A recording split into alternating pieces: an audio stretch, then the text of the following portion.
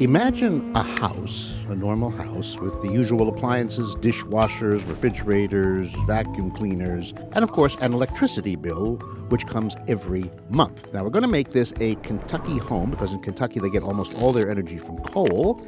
And since we all know that coal is a fossil fuel, here's an idea. Let's go back and meet the fossils who died to light up this house.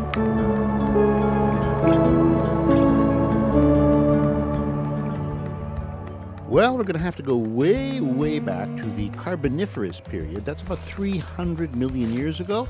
And this here is a typical forest from that time. And this is a typical tree called a lepidodendron.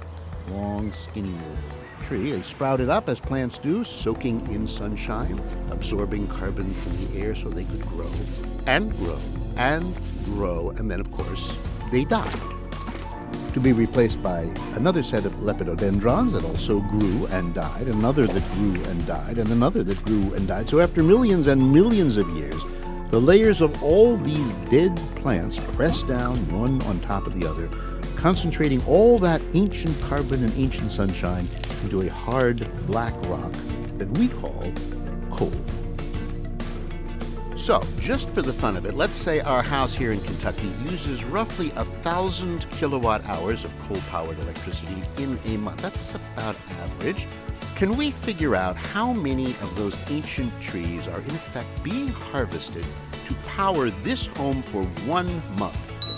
Well, it turns out that 1,000 kilowatt hours, that's the electricity bill, comes from burning about a half ton of coal, which is the energy equivalent of 2 ancient trees, each one about 60 feet high. So that is what this home is burning every month, 2 old trees worth of carbon.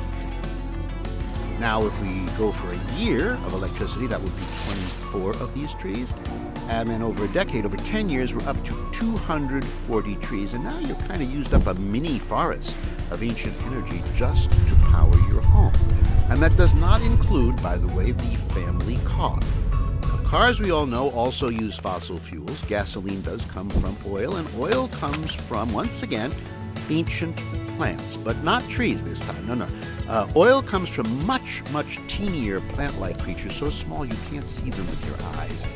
But you do find them in the ocean, drifting about and rolling around, using sunshine to absorb carbon and grow and multiply. There are trillions, actually 1,000 trillion of these teeny plants in the sea. They're called phytoplankton. They're the basic food of the ocean, eaten by little guys and the big guys. And 100 million years ago, there were phytoplankton living in the oceans, and when they died, and their babies died, and the babies of those babies died, the ocean bottoms were gradually littered with sunshine-rich remains, creating a layer of stored carbon that, under pressure from the mud above and the heat below, compressed first into rock and then, under even greater pressure, turned into a black liquid that we now call oil.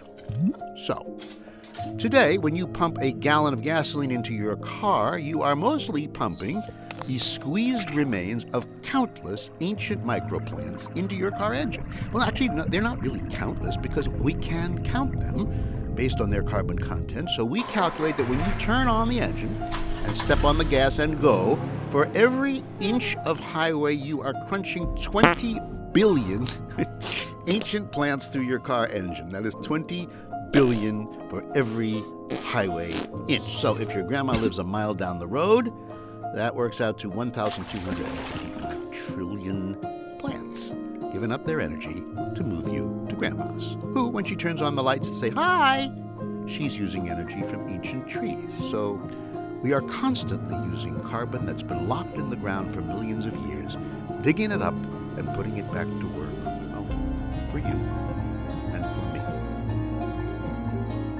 We today are ravenous for old sunshine, so much so that if you add up all the coal and all the oil and all the natural gas that we humans use to power our lives in just one recent year, we'll choose the year 2018, and then think just for a second of all the ancient organisms that had to get squished down to make those fossil fuels. So That would be the old carboniferous trees and the carboniferous plants and the phytoplankton and ancient plant eaters, the little ones and the big ones in the sea, on the land.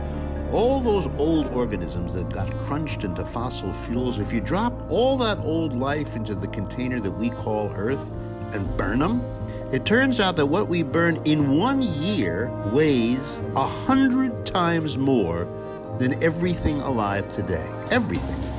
All the living whales and the elephants and the forests and insects and grass and crops and birds and fish and people, dogs and cats. Add up all the carbon in everything alive now, and still, in 1 year, we burned 100 times more. Or to put it another way, we humans gobbled up 100 Earths worth of ancient life. That's 55 trillion tons of ancient carbon in a single year.